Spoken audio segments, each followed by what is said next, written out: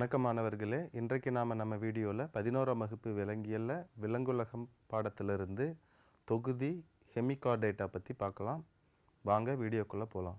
So ஹெமிகார்டேட்டாங்கிற வார்த்தை கிரேக்க மொழியிலிருந்து கிடைச்சிருக்கு. ஹெமின்னா அரைன்னு அர்த்தம், கார்டேனா நான் அர்த்தம். அப்போ அரை முதுகு நாணிகள் அப்படிங்கிறதுக்கு மீனிங்காக ஹெமிகார்டேட்டா அப்படின்னு பேர் வச்சுருக்கோம். இந்த ஹெமிகார்டேட்டா தொகுதியை ஆரம்பத்தில் முன்னாடி கார்டேட்டாவில் ஒரு பிரிவாக முன்முதுகு நாணிகளில் வச்சுருந்தோம். ஆனால் இப்போ தற்போது முதுகெலும்பற்றவையில் தொகுதி முத்தோலிகளுக்கு நெருக்கமான ஒரு தொகுதியாக இருக்குது. இந்த தொகுதியில் வரக்கூடிய விலங்குகள் அனைத்தும் முதுகுநாணுள்ளவை மற்றும் முதுகுநாணற்றவை ரெண்டுத்தோட பண்புகளையும் பெற்றிருக்கிறதுனால இந்த விலங்குகளை நாம் அரைமுதுகு நாணிகள்னு சொல்கிறோம். முதுகுநாணுள்ளவையோட முக்கியமான 3 பண்புகள்னு பார்த்தா முதுகுநான் பெற்றிருத்தல், நரம்பு வடத்தை பெற்றிருத்தல் மற்றும் செவில் பிளவுகள் இருத்தல். இந்த 3த்தையும் நம்ம முதுகுநான் உள்ள உயிரிகளில் காணலாம். இதில் இந்த அரை முதுகு நாணிகள்னு சொல்லக்கூடிய ஹெமிகார்டேட்டாவில் முதுகுநான் கிடையாது. ஆரம்பத்தில் கருவளர்ச்சி நிலையில் தோன்றக்கூடிய ஒரு சிறிய குச்சி வடிவ அமைப்பை நோட்டோகார்டு அப்படின்னு நினச்சி இதை கார்டேட்டில் ஒரு பிரிவான புரோட்டோகார்டேட்டில் வச்சுருந்தாங்க. பிறகு அறிவியல் வளர்ச்சியின் காரணமாக அது நோட்டோகார்டு இல்லை, அது ஸ்டோமோகார்டுன்னு கண்டுபிடிச்சதுனால இந்த தொகுதியை கார்டேட்லேருந்து இன்வெர்டிபிரேட்டுக்கு கொண்டு போயிட்டு எக்கினோடெர்மேட்டாவுக்கு நெருக்கமான தொகுதியாக வச்சுருக்காங்க. அப்போ இதில் நோட்டோகார்ட் கிடையாது. ஸோ அடுத்த பாயிண்ட் பார்த்தீங்கன்னா நரம்பு வடம். ஸோ நரம்பு வடம் இதில் வயிற்றுப்புறத்தில் காணப்படுது. மூன்றாவது செவில் பிளவுகள். இந்த வகையான உயிரிகளில் செவில் பிளவுகள் காணப்படுது. அப்போ முதுகுநான் இல்லாத செவில் பிளவுகள் கொண்டு காணப்படுறதுனால முதுகுநான் உள்ளவை மற்றும் முதுகுநாணற்றவையின் பண்புகளை பெற்று காணப்படுது. ஹெமிகார்டேட்டாவில் இருக்கக்கூடிய விலங்குகளோட எண்ணிக்கை மிகவும் குறைவானதாக இருக்குது. கிட்டத்தட்ட 100 இனங்கள் மட்டுமே இருக்கலாம். ஸோ மென்மையான புழு போன்ற உடல்கள் கொண்ட விலங்குகள் தான் இந்த ஹெமிகார்டேட்டாவில் இருக்குது. ஹெமிகார்டேட்டாவில் இருக்கக்கூடிய விலங்குகள் அனைத்தும் பலசெல் உயிரிகளாக இருக்கிறாங்க.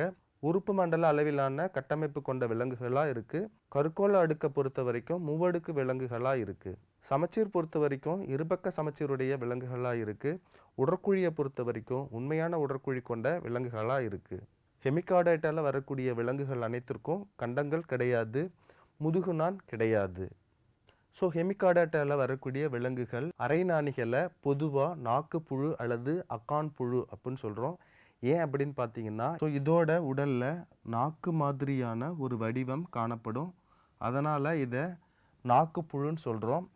அக்கான் புழுன்னு கூட காமனாக சொல்லலாம். ஏன் இதை அக்கான் புழுன்னு சொல்கிறோம்னா ஓக் மரங்களின் விதைகளை நம்ம அக்கான் அப்படின்னு சொல்லுவோம். அந்த மர விதைகளும் பார்த்திங்கன்னா இந்த மாதிரி நாக்கு மாதிரியான வடிவத்தில் காணப்படும். அதனால் இந்த புழுக்களை நம்ம அக்கான் புழு அல்லது நாக்கு புழு அப்படின்னு சொல்கிறோம். ஸோ ஹெமிகார்டேட்டாவில் இருக்கக்கூடிய விலங்குகள் அனைத்துமே கடல் வாழ்வனமாக இருக்குது. கடலில் அடிப்பரப்பில் வலைகள் மாதிரியான அமைப்புகளை ஏற்படுத்தி அந்த வலைகளுள் சென்று தங்கி வாழும்.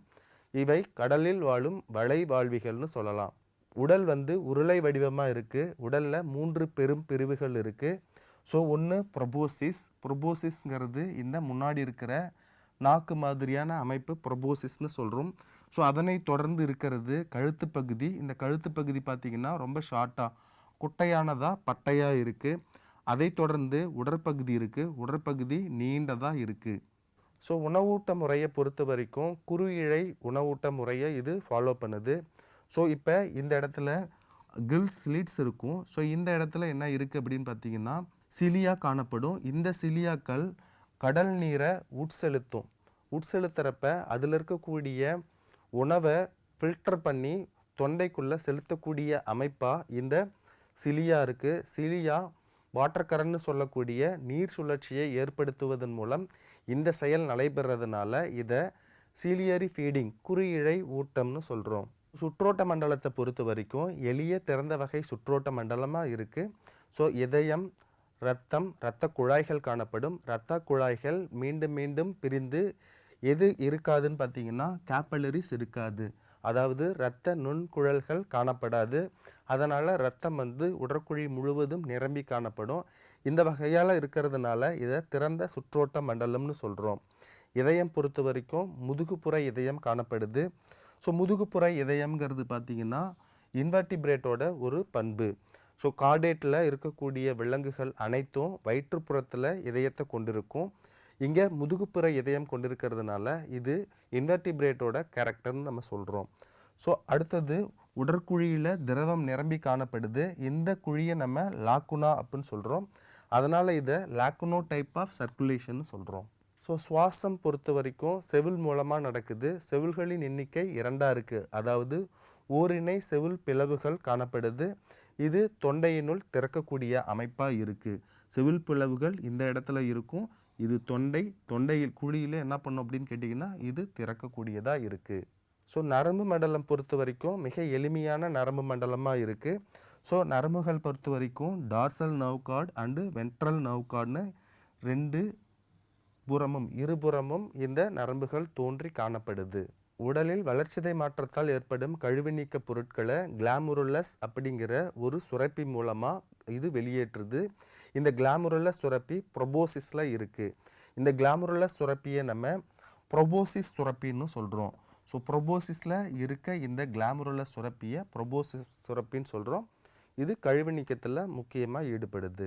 ஸோ ஹெமிகார்டேட்டால் இருக்கக்கூடிய விலங்குகள் அனைத்தும் ஒருபால் உயிரிகளாக இருக்கிறாங்க. பால் இனப்பெருக்கம் செய்கிறார்கள். ஸோ ஒருபால் உயிரிகள்னால் ஆண் பெண் தனித்தனியாக இருக்காங்க.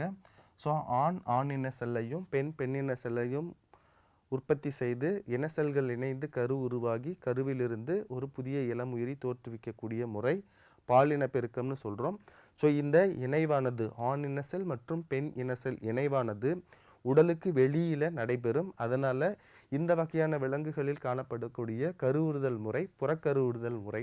கருவுற்று பிறகு கரு வளர்ந்து வரக்கூடிய இளம் உயிரியானது பெற்றோரை ஒத்தல்லாமல் மிகவும் முற்றிலும் மாறுபட்ட அமைப்புடன் காணப்படும். இந்த இளம் உயிரியை நம்ம லார்வான்னு சொல்கிறோம். லார்வாக்கள் பல வளர்ச்சி நிலைகளை கடந்து உருமாற்ற நிகழ்வு மூலமாக பெற்றோரின் அமைப்பை ஒத்து காணப்படும் நிலைக்கு வருது. இதை நம்ம மறைமுக கரு வளர்ச்சின்னு சொல்கிறோம். ஹெமிகார்டேட்டாவில் காணப்படக்கூடிய பொதுவான லார்வா டர்னரியா லார்வா. ஹெமிகார்டேட்டாவுக்கு எடுத்துக்காட்டுகள்: first one Balanoglossus, second one Saccoglossus, third one Ptychodera flava. So Ptychodera ஃப்ளேவாங்கிறது இந்தியாவில் மட்டும் காணப்படக்கூடிய ஒரு அரை முதுகு நாணி. இந்தியாவில் தமிழ்நாட்டில் குருசடை தீவுகளில் மட்டுமே காணப்படுகிறது. ஸோ இது வரைக்கும் நாம் ஹெமிகார்டேட்டை பற்றின கான்செப்ட் பார்த்தோம். வாங்க இதை சார்ந்து முந்தைய போட்டித் தேர்வுகளில் கேட்கப்பட்ட வினாக்கள் விடைகள் அதற்கான விளக்கங்களை பற்றி பார்க்கலாம். வாங்க வினாக்குள்ளே போகலாம். கீழ்கண்டவற்றுள் கடல் நீரில் மட்டுமே வாழும் சிற்றினங்களை குறிக்கும் வகைப்பாட்டு தொகுதி எது? முட்டோலிகள், டீனோஃபோரா, அரைநாணிகள், மேற்கண்ட அனைத்தும். ஸோ கடல் நீரில் மட்டுமே வாழும் விலங்குகளை கொண்ட தொகுதி. ஸோ ஃபஸ்ட்டு முட்டோலிகளில் இருக்கக்கூடிய அனைத்து விலங்குகளுமே கடலில் தான் வாழும். ஸோ அதனால் முட்டோலிகள்ங்கிறது சரியான விடையாக இருக்குது.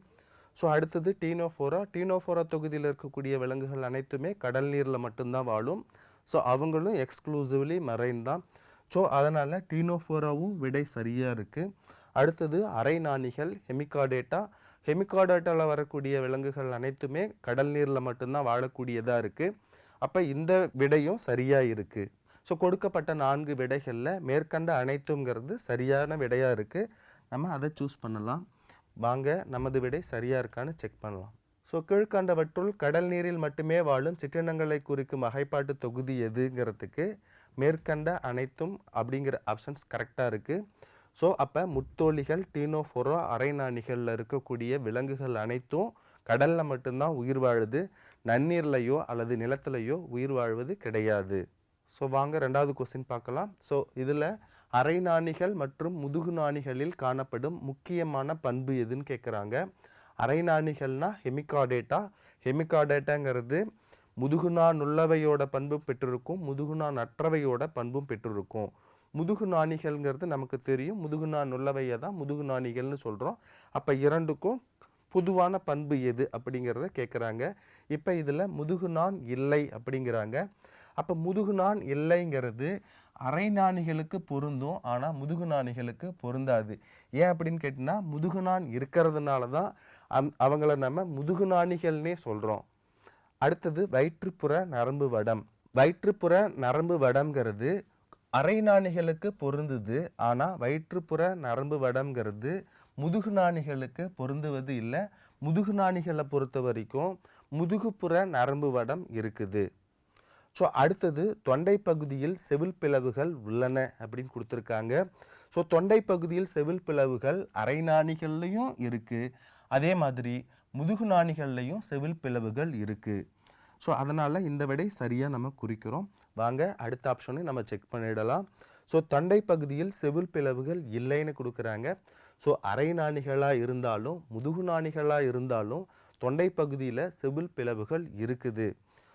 ஸோ இதை பொறுத்து நமது விடை தொண்டை பகுதியில் செவில் பிளவுகள் உள்ளனங்கிறத சரியாக குறிச்சிருக்கிறோம். வாங்க நம்ம ஆன்சர் கரெக்டாக இருக்கான்னு செக் பண்ணலாம். ஸோ அரை நாணிகள் மற்றும் முதுகு நாணிகளில் காணப்படும் முக்கியமான பண்புக்கு தொண்டை பகுதியில் செவில் பிளவுகள் உள்ளன அப்படிங்கிறது சரியான விடையாக இருக்குது. இந்த வீடியோவில் ஹெமிகார்டேட்டா பற்றின கான்செப்ட், அதை சார்ந்த வினாக்கள், விடைகள் மற்றும் விளக்கங்களை பற்றி பார்த்தோம். ஸோ வேறு ஒரு வீடியோவில் வேறு ஒரு கான்செப்டில் நம்ம பார்க்கலாம். நன்றி, வணக்கம்.